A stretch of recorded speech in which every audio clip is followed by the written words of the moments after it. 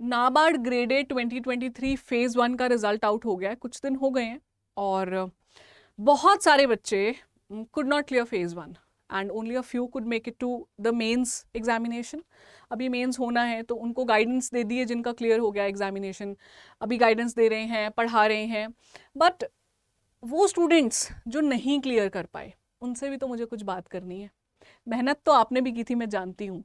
तो एक एक डिस्कशन तो ड्यू थी हमारी, है ना, वही करने आज मैं आपके साथ आई हूँ इस वीडियो में। जो आपको भी फील हो रहा होगा ना that I have failed in this examination, कई लोगों का ये पहला फेलियर होगा। काफ़ी सारे स्टूडेंट्स ऐसे हैं जिनका शायद मल्टीपल फेलियर्स में से एक हो सकता है, किसी का बैक टू बैक फेलियर में से एक फेलियर होगा। लेकिन मैं ये फेलियर वर्ड ही नहीं यूज़ करना चाहूँगी आप लोगों के साथ। आप फेलियर हैं ही नहीं, और क्यों नहीं है मैं आपको ये बताऊंगी बहुत ही लॉजिकल वे में। ठीक है, छोटा सा वीडियो रखेंगे, बहुत लंबा नहीं। मैं आगे बढ़ती हूँ आपके साथ डिस्कशन करने के लिए, एक लॉजिक बना के लेके आई हूँ। पर एक छोटी सी रिक्वेस्ट कर लेती हूँ, अगर आप हमारे चैनल पे न्यू हैं, मेरी वीडियो पहली बार देख रहे हैं इस चैनल पे, तो इस चैनल को ना सब्सक्राइब कर लेना। बहुत ज़्यादा इंपॉर्टेंट चीज़ें मिलेंगी जो आपको मदद करेंगी, आपकी प्रिपरेशन में तो ठीक है, लाइफ में भी मदद करेंगी। ठीक है, तो ये लाई हूँ मैं। एक्चुअली कैलकुलेशन कर रही थी मैं, जब मैंने रिजल्ट देखा तो सारे मैं नंबर्स देख रही थी किस किस बच्चों के। बहुत सारे बच्चे मैसेज करते हैं कि मैम क्लियर हो गया, ये रोल नंबर है, बहुत सारे करते हैं कि मैम नहीं हुआ। तो what I find out is that total post सारी स्ट्रीम्स की मिला दूँ तो 150 पोस्ट्स बनती हैं, चाहे वो स्पेशलिस्ट हो या जनरलिस्ट हो। तो मेंस की कॉल है ना, जो नाबार्ड ने मेंशन किया हुआ अपनी नोटिफिकेशन में, that we call candidates for the mains examination इस रेशो में 1:25, यानी हर एक पोस्ट के लिए हम 25 कैंडिडेट्स को बुलाते हैं। इन्होंने स्पेसिफाई रेशो इंटरव्यू का भी किया हुआ है, 1:3 जिसे बोलते हैं, कि हर एक के लिए 3 कैंडिडेट्स को बुलाते हैं। तो एक्सपेक्टेड था कि अराउंड 3700 स्टूडेंट्स जो हैं ये लोग बुलाएंगे अपने मेंस एग्जामिनेशन के लिए। तो जब मैंने नंबर्स कैलकुलेट किए, पूरे काउंट किए, of course with the help of your quants teacher, मेरा क्वांट्स उतना भी अच्छा नहीं है, तो 3173 थे। 3100 स्टूडेंट्स को इन्होंने बुलाया। तो एग्जैक्टली उस रेशो को मीट नहीं किया, मे बी नहीं उतने बच्चे क्लियर कर पाए होंगे इस पेपर को कि वो यहाँ पे आते। ठीक है, तो कट ऑफ वैसे इसी बेसिस पर डिसाइड होती है, but they can of course change this number. तो टोटल ना 3100 जो बच्चे हैं वो बैठ रहे हैं जी। मैंने आपको अगर याद हो एक वीडियो पहले बनाया था, नहीं पता है तो बता देती हूँ, जिसमें मैंने नंबर ऑफ कैंडिडेट्स मेंशन किए थे। अप्रॉक्सीमेटली 70,000 बच्चे हैं जो एप्लीकेंट्स थे। तो सारे एप्लीकेंट्स तो नहीं बैठते पेपर में, और जितने बैठते हैं वो सारे सिंसियर नहीं होते। तो अगर सिंसियर एस्पिरेंट्स की बात हम करें जो बहुत अच्छे से पढ़ के जाते हैं, मैं ये मान सकती हूँ आराम से 15 से 20 हज़ार तो वो बच्चे होते हैं जो अच्छे से पढ़ के जाते हैं, है ना।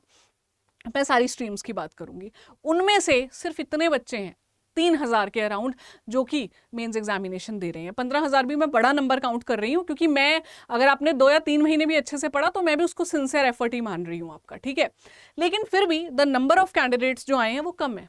तो अगर आपका पेपर नहीं निकला है और आप इन कैंडिडेट्स में नहीं हो, तो पहले तो अपने आपको फेलियर कहना बंद करो।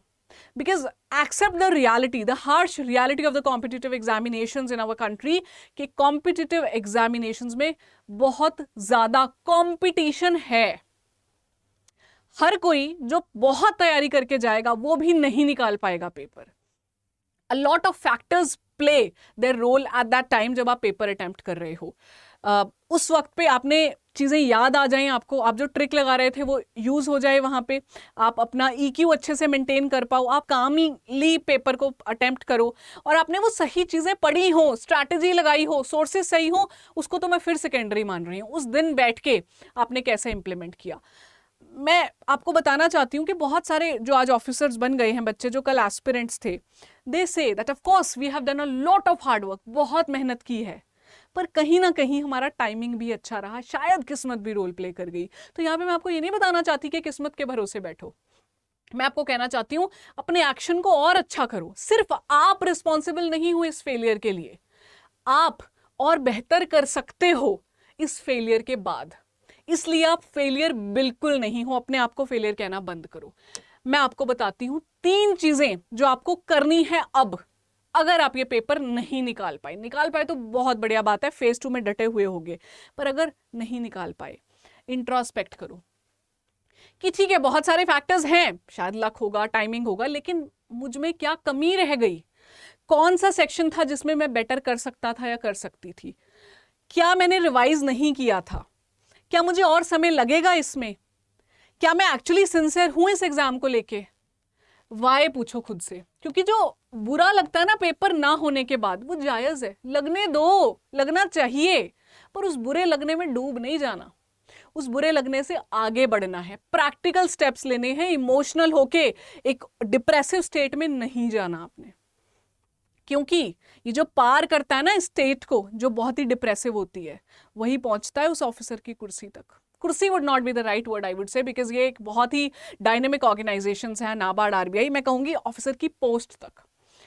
इंट्रोस्पेक्ट कीजिए, please ask why did I fail. आपसे बेटर कोई आंसर नहीं दे सकता इसका। मैं भी अगर आपका इंट्रोस्पेक्शन करूंगी ना आपके साथ बैठकर, आपके साथ डिस्कशन, तो भी बेटर आंसर आप ही दे पाओगे अपना। Ask yourself why. उसके बाद लर्न करना शुरू करो उन गलतियों से कि ये चीजें मुझे बेटर करनी है अपने में।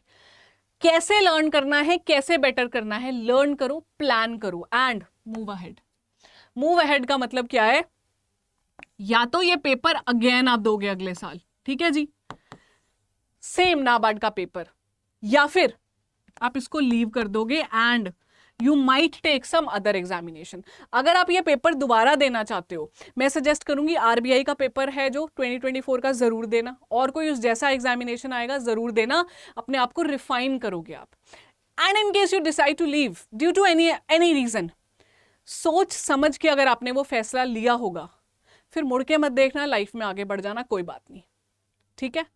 But if you want to explore more opportunities, go for that also, और भी पेपर हैं, ठीक है।